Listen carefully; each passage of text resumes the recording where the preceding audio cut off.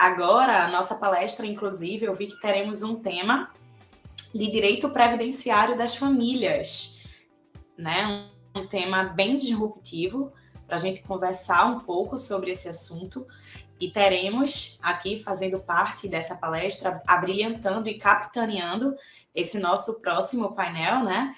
A doutora Débora Brasil, que é advogada, especialista em direito do trabalho, especialista em direito público e pós-graduanda, já se especializando também em direito acidentário, para além do direito previdenciário, sócia cofundadora do escritório Brasil e Trautmann Advogados e membro, assim como eu, da nossa Comissão Nacional de Direito Previdenciário da ABA.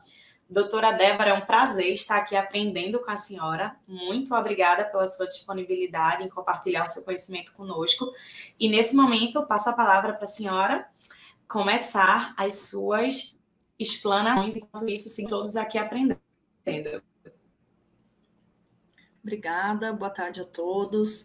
Primeiramente, eu quero saudar o Dr. Esdras e agradecer mais uma vez pela oportunidade de estar participando desse evento maravilhoso.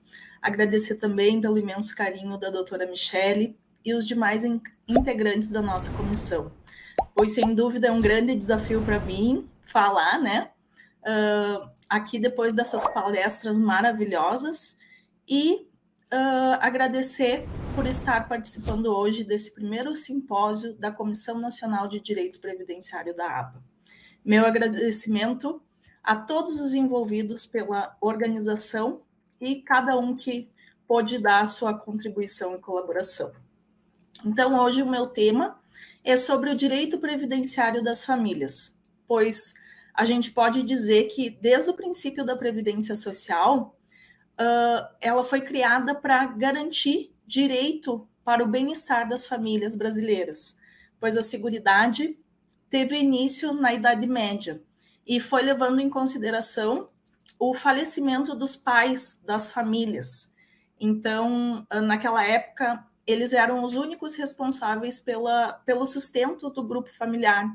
Então, a família, quando o patriarca falecia, não contava com nenhum tipo de proteção legal para aquelas famílias, e elas acabavam por ficar desamparadas. Então, as famílias próximas das comunidades daquela região se uniam para ajudar essas famílias, né, para ajudar a mantê-las e garantindo uma certa proteção aos riscos sociais.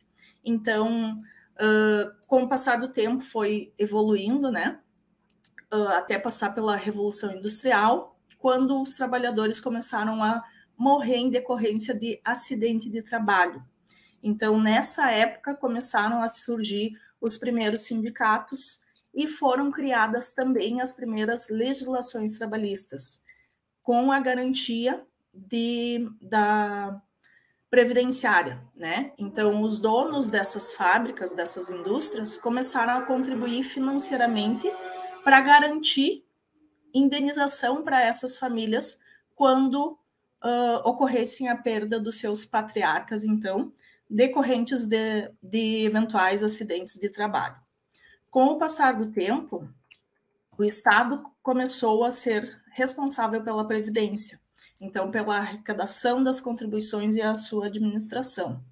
E com a Constituição Federal de 88, passamos a ter algumas regras previdenciárias básicas, como, por exemplo, a regulamentação, né, de idade mínima para a aposentadoria e um tempo mínimo de contribuição que seria necessário para requerer o benefício, né?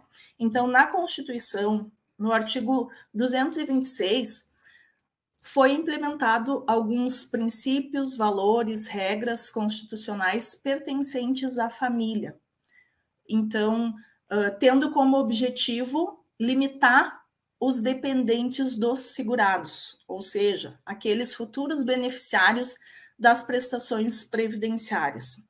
Em contrapartida, então, a garantia dos direitos do segurado e dos seus dependentes, né? Então, seria necessário que houvesse essa contribuição previdenciária, comprovando, né, fazendo a comprovação para que fizesse jus ao benefício quando fosse solicitado, né? Hoje em dia a gente já tem a questão da carência de tempo, cada benefício tem a sua regrinha especial, né? Cada um tem as suas peculiaridades. Então, nesse sentido, é importante analisar quem são os dependentes dos segurados, os principais aspectos para a concessão desses benefícios, né? Hoje eu vou falar um pouquinho sobre a pensão por morte, sobre o auxílio reclusão, né? Que cada um tem as suas especificidades, né? Então, cabe mencionar também que antes, né, historicamente, a família vem avançando, vem passando por diversas modificações. Antigamente, a família era só heteronormativa. Hoje não. Hoje deu espaços a famílias homoafetivas, as famílias parentais, pluriparentais, informais e paralelas, né? Então, todas essas alterações que vêm ocorrendo no direito de família, tanto na sua formação quanto composição, e o papel dos integrantes, né, em especial os cônjuges ou companheiros, passando a terem direitos iguais. Então, nem todos os dependentes do segurado são dependentes para fins previdenciários. Então, como regra geral, tem que comprovar a dependência financeira e econômica existente entre o segurado e o dependente. Caso contrário, muitas vezes a gente vê que os recursos estão sendo negados por falta dessa comprovação. Tá? Então, para previdência social, são considerados como dependentes o cônjuge, a cônjuge, o companheiro ou companheira, filhos menores de 21 anos ou inválidos. Quando não tem cônjuge, né, é por linha de descendente e ascendente. Então, quando não tem esses dependentes, aí passa para os pais, ou até mesmo tem casos que existem que o irmão fica como dependente, quando não emancipado, menor de 21 anos ou inválido, né? Já para o cônjuge, companheiro e filhos, a dependência econômica é presumida. Então, para aqueles demais, a lei exige comprovação da dependência econômica para que o benefício possa ser reconhecido. Outra mudança que teve na legislação, entre tantas que a gente vem estudando nesses últimos 2 anos, né? Então, hoje os enteados também são equiparados a filhos e possuem os mesmos direitos como dependentes. Apesar de termos uma grande polêmica que envolveu esse tema, a Turma Nacional de Uniformização da Jurisprudência dos Juizados Especiais, a TNU, decidiu, sim, que o menor sob guarda tem direito ao recebimento da pensão por morte. Os netos também, em muitos casos, como eles não estão classificados como dependentes, podemos incluir, sim, no rol de beneficiários, né? Tem decisões do STJ nesse sentido, que concorre como filho, né, para receber os reflexos previdenciários, desde que comprovada a dependência econômica.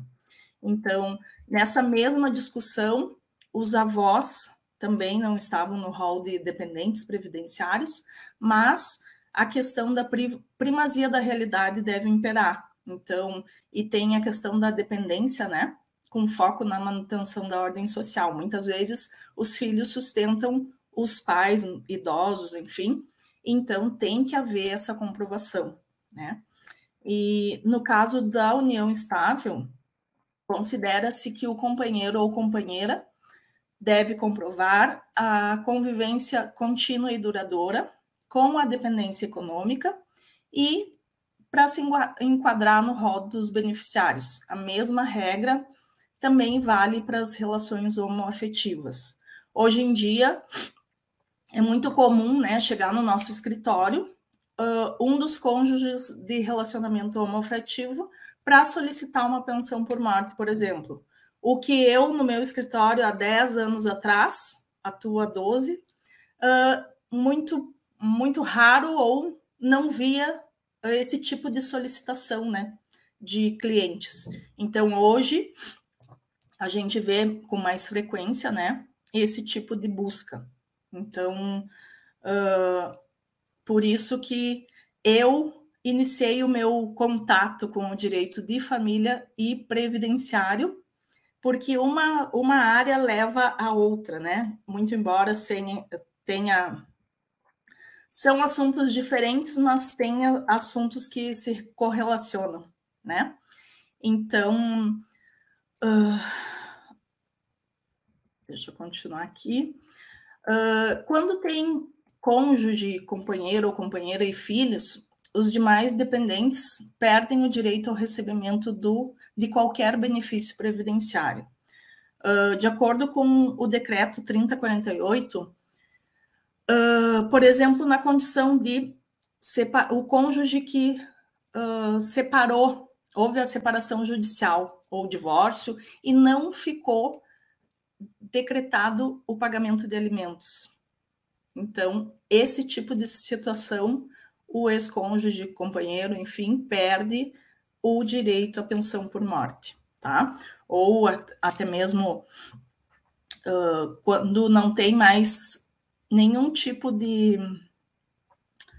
Para requerer nesse processo, não tem mais nada a que se fazer. Quando a sentença judicial transitou em julgado, infelizmente não tem mais como requerer, tá? E esse benefício, então, está condicionado ao risco social da morte do segurado, né? No regime geral de previdência social. Então, é importante a comprovação da morte para que esses dependentes possam vir a requerer esse benefício, tá? Então, temos casos em algumas regiões, por exemplo, que não fica comprovada a ocorrência da morte real, que nem aconteceu no caso de Minas o ano passado, né? Então, para comprovar essa morte, né, do segurado, então é preciso uma decisão judicial para declarar como ausente o indivíduo e após 6 meses, ou ficar demonstrado que ocorreu esse acidente, catástrofe, o segurado fica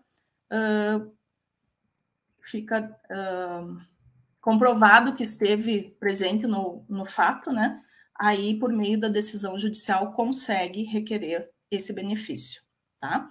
Então, como eu mencionei anteriormente, a legislação previdenciária, falo em especial esses 2 últimos anos, que a cada dia a gente vê movimentação de novas portarias, legislação, novos decretos, instruções normativas, né? É o que tem movimentado muito o direito previdenciário. Então, cada benefício tem as suas regras que constantemente estão sendo, né, atualizadas. Temos, por exemplo, hoje a pensão por morte precisa de um mínimo de contribuição, né, para que os dependentes possam desfrutar da pensão. Então, antes era ter a carteira assinada, por exemplo, ou uma contribuição, e alguns benefícios já era o suficiente uma contribuição apenas. Hoje em dia a gente tem que analisar melhor, não temos como dar um parecer para o nosso cliente sem fazer uma análise anteriormente, né, prévia. Então, o termo inicial do benefício da pensão por morte é a data do óbito. E também a gente pode considerar a data do início do benefício quando ele for requerido administrativamente até os 90 dias após o óbito do segurado. Mas se o pedido for realizado depois desse prazo, a data inicial vai ser a data de início do benefício, vai ser a data da entrada do requerimento. E esse prazo não vai ser aplicado para menores de 16 ou os incapazes e os ausentes, porque para eles não vai ocorrer a prescrição quinquenal, tá? E em caso de morte presumida do segurado, a data de início do benefício será a mesma data da decisão judicial, da sentença que declarou a morte presumida do segurado. a renda mensal vai corresponder a 100% do valor da aposentadoria, caso o segurado esteja em gozo desse benefício. Mas se ainda não houvesse implantado esse direito, vai ser o equivalente ao valor da aposentadoria por invalidez, a qual faria jus se estivesse inválido na data do seu falecimento, tá? Então, nos casos que tiver mais de um beneficiário também, a pensão por morte vai ser rateada entre todos, em cotas individuais e de igual valor. É importante, então, mencionar que a implantação do benefício não vai ser protelada pela falta de habilitação de possível dependente. Não há a reserva dessa cota, né? E o que se habilitou primeiro não vai ter, não vai ser prejudicado no seu benefício pela falta de habilitação do dependente que não se habilitou. Então, essa inclusão ou exclusão de dependente só vai produzir efeito a partir da data da inscrição ou habilitação, tá? E quanto à data de cessação desse benefício de pensão por morte? Então, recentemente a gente teve bastante mudança, né? Em 2019 teve por faixa etária. Então, hoje em dia a gente tem que avaliar a idade do dependente, se é cônjuge, se é filho. Os filhos, o termo final é até atingirem 21 anos, exceto aqueles inválidos ou com deficiência intelectual ou mental, né? Então, seja qual a espécie do dependente, quando existir algum tipo dessas deficiências, eles também, interessante, que eles podem realizar alguma atividade remunerada e vai manter a sua cota parte na pensão, tá? Então, é bem importante essas alterações, né? Eu sempre digo que eu nunca estudei tanto que nem agora na pandemia, nesses 2, 3 últimos anos, que o direito previdenciário fez a gente ter que estudar quase todo dia, se não todo dia, para a gente conseguir acompanhar tanta mudança, né, dentro do direito previdenciário. Já no auxílio reclusão, será concedido aos dependentes do segurado, detento ou recluso, que não receber nenhuma espécie de remuneração da empresa e que tenha cumprido a carência de 12 contribuições mensais. E seriam aplicadas as mesmas regras da pensão por morte, no caso que fosse pertinente, né? E com a Constituição de 88, efetivou a situação da contingência social de reclusão. Porque antes teve casos que podia estar no semiaberto, que era devido também ao auxílio reclusão. Hoje é o sistema fechado, né, para que o dependente tenha esse auxílio. E também é importante mencionar que o auxílio reclusão teve modificação com a emenda 20, né, que também teve a exigência do requisito de baixa renda para o segurado, detento ou recluso. Então, é possível aplicar o critério da baixa renda para limitar a concessão desse benefício, mesmo assim, permitir que os seus dependentes possam a fazer jus a esse benefício, né? Hoje, acredito que está em torno de 1.600, 1.655 o limite de renda do segurado para fazer jus os seus dependentes do auxílio reclusão, tá? Isso é uma observação que a gente tem que estar atenta, né? Então, o indivíduo que não esteja contribuindo no regime previdenciário, pelo fato de estar desempregado, e tenha a manutenção da qualidade segurado, os dependentes vão ter direito a essa prestação do auxílio reclusão, tá?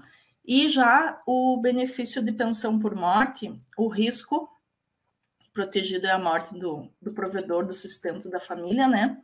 Então, por isso, a proteção da família em decorrência da prisão do segurado. Então, É importante também prestarmos atenção nos requisitos, né, para a concessão desse benefício. Então, outro ponto que eu queria trazer para vocês é que, com a pandemia, a gente viu, eu no meu escritório, tive muita busca por benefício de incapacidade ou permanente, enfim, em alguns casos mais graves, das mulheres vítimas de violência doméstica. Porque nesse período que as famílias ficaram mais em casa, infelizmente, eu atuei muito, né, para mulheres vítimas de violência doméstica. A gente via toda semana no escritório esse tipo de situação triste, lamentável, e muitas vezes chegava toda arrebentada, né? Então, tem a situação também do benefício de buscar um auxílio por incapacidade temporária, né? Para que essa mulher tenha a proteção, tivesse a proteção previdenciária, né? Porque dependendo da gravidade ou dela requerer o afastamento do agressor do lar também, né? Então, às vezes ela saía de casa e ficava sem o benefício previdenciário também por não ter qualidade, não implantar os requisitos necessários. Então, era bem delicada essa situação. Então, apesar de serem ramos diferentes, o direito de família e o direito previdenciário, eles caminham juntos na busca de proteção aos direitos sociais, né? E o direito previdenciário vem se enquadrando, né, se adaptando a essas novas formações das famílias, né? Fugindo dos conceitos tradicionais e garantindo, então, a justiça social. E cabe a nós, né, como operadores de direitos, a gente todo dia estudar, formular novas teses no direito, né, para que a gente também acompanhe essa evolução e busque amparar da maneira devida, né, mais adequada, essas famílias para que tenham essa proteção previdenciária, né? Eu sempre digo que eu fui escolhida para trabalhar com o direito de família e eu escolhi trabalhar com o direito previdenciário, que são as duas áreas da minha atuação. E, para mim, a minha realização, quando eu consigo encaminhar algum benefício previdenciário e entro em contato com o cliente, chamo no escritório e vejo a satisfação de dizer que deu certo e que já temos a primeira data para o pagamento. Então, a alegria de ver esse cliente, né, da satisfação dele, para mim não tem satisfação melhor, né? E assim como no direito de família, para mim, quando consigo implementar, por exemplo, um desconto da pensão diretamente na folha do pagamento do requerido. Então, pela primeira vez, quando cai na conta da cliente, a alegria dela vir me agradecer, porque muitas vezes estava fazendo falta para a criança esse valor, né? E muitas vezes a gente vê pai ostentando, né? Enfim, com bebida, entre outras coisas, e a criança passando por sérias restrições pela falta de ajuda do pai, né? Isso é de se pensar, tá? Eu quero agradecer, então, mais uma vez pela oportunidade, por conseguir contribuir singelamente, né? E estar no meio desses professores, mestres queridos, a minha gratidão. A doutora Débora, que explanação maravilhosa, aprendemos muito, inclusive estava aqui dizendo como é importante essa interdisciplinariedade, né? Na verdade, eu acho que o direito ele é maravilhoso por isso. Uma área só, por si só, não se basta. Então, essa interdisciplinariedade e esses apontamentos que a senhora trouxe exatamente do direito de família, as repercussões diretamente para o direito previdenciário e a recíproca, de fato, se completam. E como essas questões sociais e, enfim, por exemplo, do que a gente vem passando desde 2020, né? Principalmente nesse cenário de pandemia, como isso tem impactado diretamente nessas duas abordagens. Maravilhosa, muito obrigada.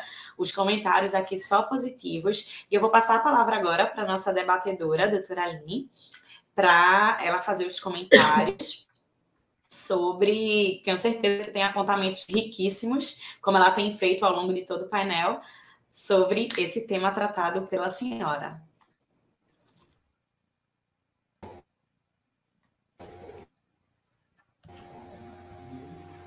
Olá, tudo bom? Doutora Leisineri, olá. Obrigada pela sua presença agora aqui conosco. Doutora Débora, que painel brilhante, viu? Estou aqui impressionada com todo o conhecimento, com tanta riqueza de conhecimento que a senhora trouxe para nós. Como a senhora bem, como a doutora Leisineri bem colocou, o direito ele é muito interseccional, né? Então, assim, acho que não existe um ramo do direito que fale sozinho. E assim, não temos dois ramos que se comunicam tão bem quanto o direito de família e o direito previdenciário, uma vez que em diversas situações, como a doutora bem colocou, as questões de violência doméstica, é necessário de uma assistência do amparo social, uma pensão por morte naquele momento de maior dificuldade de uma família social, para que a manutenção da ordem, a nossa manutenção da ordem se permaneça. Então, assim, quantas contribuições ricas, e assim, só assim, encantada, só tenho a agradecer e dizer assim, doutora Débora, a senhora foi fantástica em cada um dos seus apontamentos, viu? Muito obrigada por cada um deles.